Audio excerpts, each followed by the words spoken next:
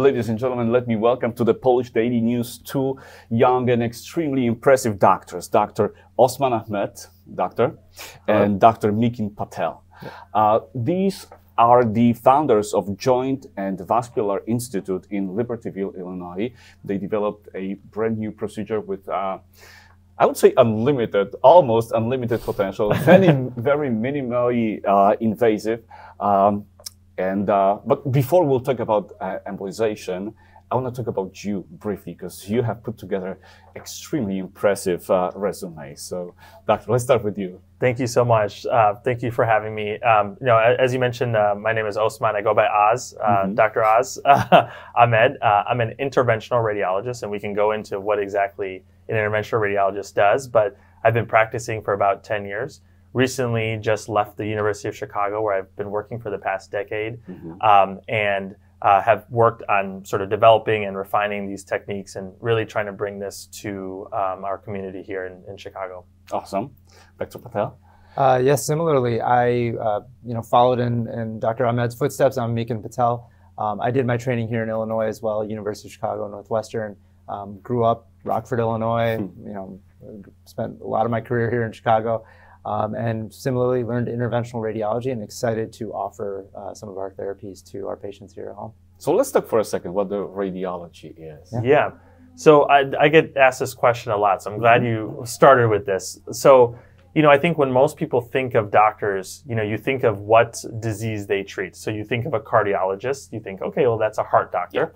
You think of maybe a gastroenterologist, that's a GI doctor, the intestines. Well, we are radiologists, so we are doctors of imaging, X-ray, CT scan, ultrasound, MRI, but we are interventional radiologists. So we take the imaging and we actually do interventions, or we do procedures. So we can do very minimally invasive procedures using the imaging to guide us through the body. So you're not just collating data for other patients, for other doctors, other specialists, you actually take actions. Exactly. So most people think radiologists, which is true. They sit in a dark room, they look at pictures all day, and they provide reports.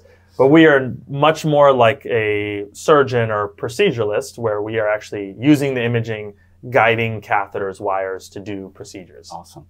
University of Chicago, you spent there years teaching and working in academia. What made you decide to stop that path, stop that career, and open a business, open a clinic? Yeah, I mean, to be very frank and honest, I mean, our hearts are academic. We are truly, I mean, he was a professor, I was an assistant professor. Our passion was in teaching, developing, learning how to do these procedures as best we could for our patients. At some point, we kind of came to the realization that, hey, this is working very well for patients. However, patients are struggling to get here, right? It's complex to get to a big university hospital, deal with parking and traffic and check-in, and it's months of scheduling and et cetera, et cetera. At some point, we realized, why don't we take this back to our community? Why don't we take this to our patients, open a smaller clinic, a more accessible clinic where you can get in and get the same level of care you would get at the university hospital with the same doctors, but now you can come in and be scheduled a week later, 2 weeks later. You don't have to deal with parking, you don't have to deal with the mess. Insurance, all that stuff goes quickly. Really, it was a matter of taking what we had at the university and offering it in a more convenient setting for our patients. Yeah, pretty much you got closer to your patients. Yes. You made yourself more accessible, so thank you for that. No, thank you. So let's shift gears a little. Many people have not heard about embolization. That's the procedure that you do. So can you explain in layman's words what it is? Absolutely. So as interventional radiologists, we can do a lot of procedures through the blood vessels because we're able to use the blood vessels. They're all connected like roads of a highway. And so we can, through the leg or the wrist, we can go through the blood vessels and go to any part of the body. And there's two major types of procedures we can do. So we can open blood vessels up that are blocked. So most people are familiar with this because they think of put a stent in the heart or a balloon in the leg or things like that. So that's something we do for every part of the body other than the heart. But the other procedure we can do is not only open up blood vessels, but we can actually close blood vessels down. And that's called embolization. So embolization, a very fancy word for closing blood vessels down. And then the next question probably is, well, why would you ever close a blood vessel? What does it do to me? Yes. Well, so there's a lot of conditions, and that's why it's hard to explain exactly what we do, but there's a lot of conditions where you have blood flow that you don't want. The most simple one would be if I'm bleeding, right? So if I'm bleeding, a blood vessel is bleeding, we don't want that open. We want to close that because that could be life-threatening. So one of the conditions we treat, for example, is hemorrhoids. Hemorrhoids are enlarged blood vessels, and they are in the rectum area or rectal area, and they can bleed. So we can go in and, through the blood vessels, go in and shut them down. Other examples are diseases where you get abnormal blood flow. So one of the big things is arthritis. We treat arthritis, and that's actually caused by inflammation. Inflammation is actually abnormal blood flow to an area, so we can shut inflammation down. We can also treat things that are like tumors. So fibroids, for example, are enlarged masses or large growths in the uterus. So we can go in and we can actually block the blood flow to these areas. Enlarged prostate, same exact concept. Actual tumors, we can actually go into real tumors and block the blood flow and cure patients of cancer, certain cancers. So there's a lot of reasons why we'd want to do embolization, and that's why our clinic is very focused on embolization as a whole, but treating a variety of diseases. What actually happens to the tissue that you target? Because, well, you're gonna close the blood flow in part of my body, so what's gonna happen to the healthy tissue? Right. I think that's one thing where, let's be very real, you have to go to someone who has experience and expertise, right? And I'm sitting next to one of the most experienced and experts. You have to be very careful that you close the vessels you want to close while leaving the healthy tissues alone. And that's why people come to us, right? Is we're using kind of the highest tech equipment we have, live x-ray, very, very small catheters, experienced hands. And we're getting to the vessels that you want to close while leaving the normal vessels open. So you very precisely target the areas that you want to target. Technology, that's another aspect that you touched. And the fact that embolization is so new, I think it's the main reason for that is that the technology is new. Exactly. Is that the case? Yeah. Well, embolization as a concept has actually been around for a long time, decades. But now we're applying it to diseases we've never applied it to. You know, like I mentioned, enlarged prostate, hemorrhoids, arthritis. I would never guess that. Yeah, you would never guess arthritis. But people, and that's what we're trying very hard to do, is sort of get the word out to patients that, you know, we can do these very minimally invasive procedures to treat these complex diseases. Because it's actually caused by abnormal blood vessels and blood flow. Wow. And this list goes even farther. It gets even more surprising, like knee pain, frozen shoulder, plantar fasciitis. These are the conditions that you can also target and alleviate? Well, while it may seem that these are all kind of disparate conditions, shoulder, knee, how can you treat all this stuff? Fundamentally, it comes down to inflammation, right? These are all caused by inflammation. Your body is pumping inflammatory cells through the blood flow to these areas where it shouldn't be. And so although it may seem that these are different areas, fundamentally it's the same problem. Pathophysiology, same problem, So you think about it as, well, instead of taking a right turn to go to the knee, we take a left turn, we go to the shoulder, or, you know, take a U-turn and go to the ankle. So we have the ability through one puncture site to go to any part of the body. Wow. So we are used to treating some of these conditions pharmacologically. Yes. And we take drugs that alleviate the pain, alleviate the symptoms, but they take a toll on different organs. Delivery is the most obvious. What you are offering to the patients has none of these side effects. Is that correct? Yeah, so I think you brought up a very good point. This is a minimally invasive procedure. There are non-invasive procedures like pills or maybe just very minimal, like a steroid injection. Those are the right things to do first, you know, but for a big percentage of patients, as probably our audience knows, these are not effective, or if you take them for a very long time, they actually cause problems. Exactly. As you mentioned, the liver, the kidney, just depending on what those are. And so for a lot of people, these therapies stop working, or if you've taken them for a long time, you need to find a way to get off of them. Also, sometimes patients take opioids, you know, which are narcotics, to handle the pain, like Vicodin, things like that. So our procedures, as you've mentioned, sort of avoid all these side effects, can try to get patients off of, off of narcotics or opioids, and also try to avoid, you know, using these medications that could have sort of long-term side effects. Yeah. Is it a one and done procedure? and it has a lasting effect, or is it something that has to be done repeatedly every number of years? Yeah, so usually, again, because the mechanism is totally different, right? There is no drug that wears off. It is a mechanical blockage of the blood vessels. It usually lasts a lot longer. And for things like arthritis, we're seeing results, usually 1.5 to 2 years. Now, eventually our bodies are wonderful things, right? They will regrow the blood vessels. Eventually it does come back, but the pain relief is much longer than it would be with a steroid shot or taking a pill. Because that lasts for a month, maybe if a patient is lucky. Yes, right, if you're right. Exactly. Right. But there are also certain conditions like the fibroids, like the prostate, where when you block the blood flow, that's a cure. It's a long-term solution. Done, yes. Yeah. Awesome. So, who are the prototypical patients? And I'm asking about age, about other health conditions that could be preventive for the embolization. Are there any conditions that prevent us from doing this? Yeah, so the wonderful thing is if you walk into our clinic, you will see patients as young as 30 years old, and you'll see patients, we've treated 90, really 100 plus years olds actually. Because we are masters of imaging and closing blood vessels, we can actually treat a wide range of conditions, right? So a lot of our fibroid patients, a lot of women who have heavy bleeding, pain, bulk symptoms, et cetera, they tend to be younger women. And this is life-changing treatment for them, for women who are in their 30s and 40s, right? Other patients, usually arthritis patients, tend to be on a little bit older side, right? It's from years of wearing down their knees, arthritis, running, walking, et cetera, et cetera. Those tend to be more the 60, 70, sometimes 80, 90-year-olds. And so we'll see a wide range of patients. Now, who can we treat and who can't we treat? Again, that's very specific, depending on what exactly we're treating. Fibroid patients are very different from arthritis patients. For the most part, because it is so minimally invasive, we could treat many, many people that aren't available to have surgical therapies. So a lot of our patients are people who either don't want to have surgery, or the surgeon says, no, you're not healthy enough for surgery. Yeah, because it happens so often. Yes, right. I mean, let's face it, we're humans. One thing doesn't go wrong at a time. A lot of people have a lot of other conditions. They can't get anesthesia. They can't go to the hospital. They can't do the full surgery. A lot of those patients come to us because we can do it in the office. If any sedation, very minimal sedation. Most of our procedures are just a little bit of local numbing medicine, like you're going to the dentist.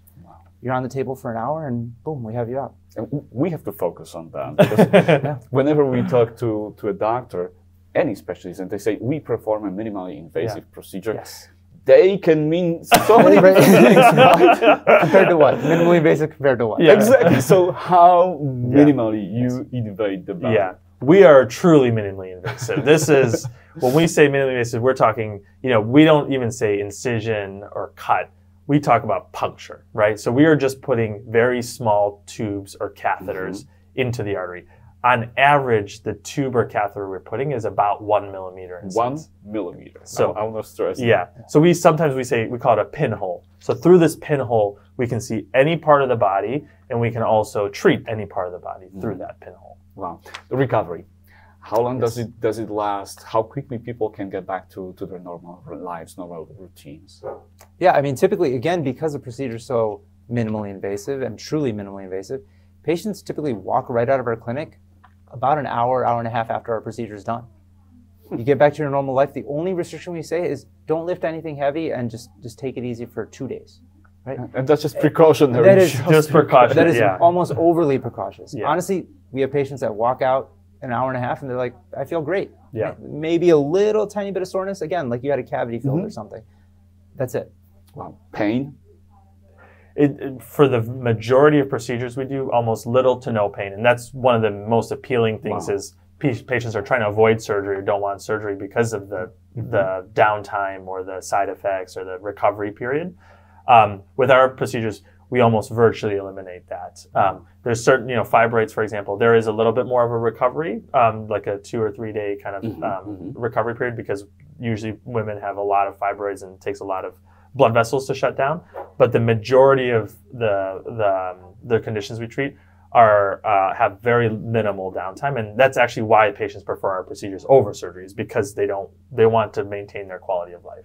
I mean, to give examples, we have a lot of arthritis patients, knee pain patients who, they'll call us a day later, be like, "Hey, doctor, can I go on a hiking trip?" It's like, just wait the 2 days. Just follow the protocol. Yeah. But I mean, oftentimes they'll be asking us like, "Hey, I feel good enough to go play pickleball. I feel good enough to go hiking again. I want to go on a walk. Can I do that?" It's like, please go ahead. You know? Wow. Yeah. Awesome. And how about the preparation? Because for many procedures, we have to dietary preparations, all kinds of stuff. Some drugs that have to be taken. Yeah. How is it needed? Great questions. Because almost all these procedures are being done without any sedation, meaning we just numb the skin where we puncture the artery with like the lidocaine, just like at the dentist's office. You don't need to fast the day before. Yeah. You can eat, right up until the procedure. You can eat right after the procedure. And so it's very, very minimal prep. Now, doesn't mean, we're still doctors, so we still want to get some, we just do want to do some blood work. So for a lot of these conditions, there is some imaging. We are radiologists too, so we want to get some imaging to confirm the diseases. But that we try to make as friendly, again, going back to what Dr. Patel was saying, we try to make this much more friendly for our patients where we are now, as opposed to a scary hospital where, it takes weeks or months to get scheduled for these things. So I have a feeling that visiting a doctor, like putting an implant, is far more complicated than a procedure that can treat so many far more serious conditions. Yeah. So let's talk about some other specialties like BPH, uterine fibrosis. So these are some major things that can jeopardize the lives. Yes. Yeah. So, when we think about fibroids or enlarged prostate, these are like tumor-like growths. They're not cancer. They're not going to risk your life. Yeah. But they're very serious on your quality of life. I think Dr. Patel mentioned it. With fibroids, it significantly can ruin a woman's life in terms of heavy bleeding, cramping, and just it can be a terrible quality of life issue. Similarly for men, the enlarged prostate is can be devastating. Getting up in the middle of the night, you're having trouble. You can't even play a round of golf without finishing and having to go to the bathroom 3 or 4 times. Some of our patients come to us and they're truly desperate for any sort of procedure. No, that's perfect. So. And the reality is for these conditions, as you mentioned, these are serious conditions in that the surgical therapies for them are pretty extensive, right? Fibroids take the whole uterus out. For a lot of women, they don't want to do that. They want to preserve their fertility. Sure. They want to, not undergo this surgery. They're young women. Similarly for prostate, nobody, just to be blunt, nobody wants a device inserted through their private parts, right? Yeah. So these are therapies that kind of are minimally invasive, as we talked about, but still get the job done. They can cure you of these diseases without all the kind of negative side effects of surgery. I think one unique thing about our clinic, one thing that we're really passionate about, especially the hemorrhoid patients, and I think that's where all of this has come together and really shows some benefit. This is a condition, let's face it, people with hemorrhoids, it's kind of an embarrassing condition to talk about. They don't want to talk about it. No one wants to talk about it. Yeah, they keep it hidden as long as they can, right? But every morning you go to the bathroom, you see that blood, that's a significant quality of life issue, right? And for these patients, again, doing intervention through the private parts, going up from the behind, it's not pleasant. No one wants to talk about it, no one wants to deal with it. And so you hide it and you deal with it and you kind of try to do everything. Now imagine you could just do a little needle stick in your groin, in your thigh right here. We can go in through the blood vessel, close that off, and solve these people's issues. Wow. Those are the patients where I think we really make a life-changing difference in some of these conditions that, while not life-threatening, are huge quality of life issues. Yeah, absolutely. Right. And there's so many reasons why people delay the treatment. Yes. Right? And none of those apply to embolization. Yeah. Are there any misconceptions? Are there any legends or stories that you have to fight? Because a huge part of what you do is education, right? Yes. Yeah, absolutely. Yeah, there's a lot. I mean, I think the first, I wouldn't say misconception, is most people don't know what an interventional radiologist does, or they don't know we exist. So the name is scary in itself. The name in itself is scary, right? Yeah. And then, a lot of people, we started the interview, they say, well, you're a radiologist. Like, how can you treat this? Yeah, why would you treat this disease? I need to talk to my gynecologist first. And, and then not to get into the politics of things, but this is an alternative to other procedures. So a lot of times other specialists may or may not present what we do in a positive, or maybe a better word is a balanced or objective light. So that's why we feel it's very important for us to come here, go directly to patients and say, it's really important you get your opinions directly from the people who do the procedure, as opposed to just listening to what one specialist says. So I would never tell a patient what I think about a surgery, because I would say, go to talk to the surgeon and learn. He's going to tell you. That surgeon will tell you what he or she can do for you. That's surgery. But people say, well, I need to ask my orthopedic surgeon. It's like, well, I'm the one who does the procedure. I can tell you the risks and benefits. So that's kind of maybe the number one thing I would say. And I think it's not the patient's fault, it's our fault. As interventional radiologists, we need to do a much better job of talking to our patients directly and, and kind of interfacing with them. Perfect. So the phone number to Joint and Vascular Institute is displayed right here all the time. So feel free to call anytime. But I want to ask you a question. What happens after that call is received? What kind of questions are asked? How many visits a patient has to make before the decision to do the procedure is done? Yeah, so nice thing is, again, we pride ourselves on being very accessible and making this very convenient and fast and efficient for our patients, right?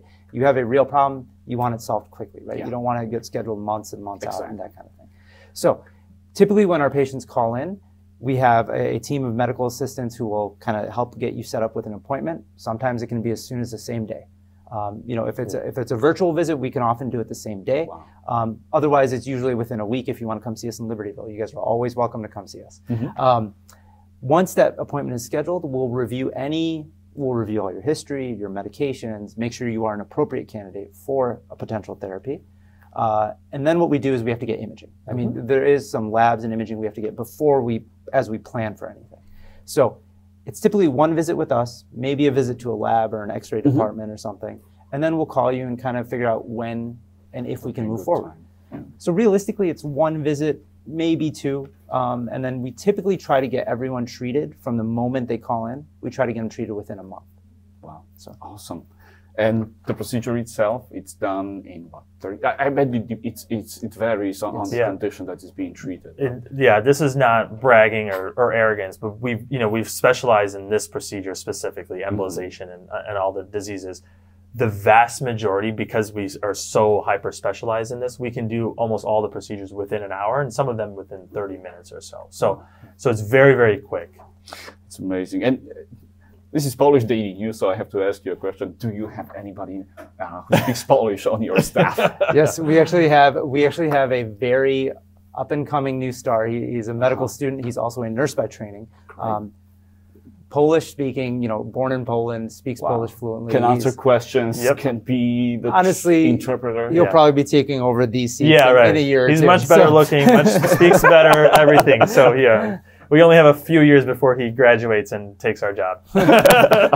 Perfect. Let me get back to you.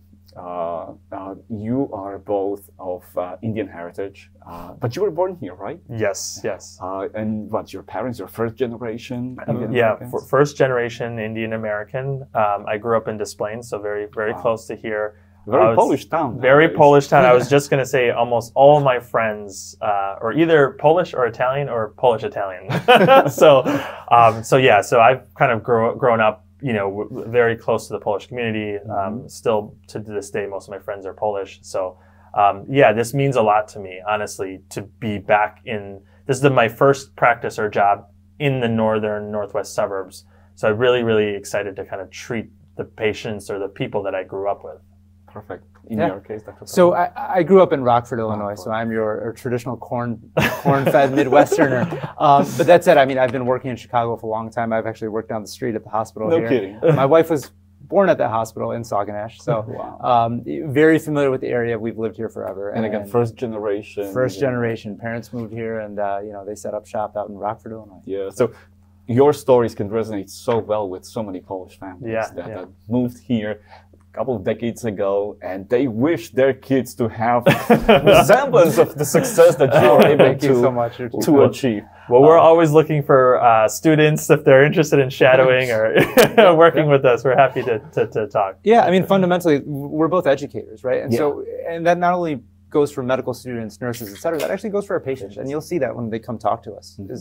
most of our visit is actually us teaching you about the procedure, Yeah. telling you about what we can offer, and all your other options, and helping you choose what the best option is. So I have a feeling that you put your academic careers on a pause to get closer to the patients, collect more data, help more people. Yes. Is there a chance you're going to go back to teaching at some point? Yeah, it's a great question. I mean, I don't think we'll ever stop teaching. I think it's in our blood, and even if we're at this clinic, you know, for the rest of our career, we'll still be teaching in that capacity. But yeah, I think our heart is still in academia, so I imagine we will do this, but also sort of explore potentially options of being affiliated with the university. Perfect. Awesome. Thank you so much. It was pure pleasure to have here at the Polish Daily News people of these qualities, people of this caliber. So thank you so much, Dr. Osman Ahmed and Dr. Mikin Patel, both founders of Joint and Vascular Institute in Libertyville. We'll be writing about them in the Polish Daily News, and ladies and gentlemen, feel free to call them with any problems out of these extensive research. Thank you so much. Thank you so much. Yeah.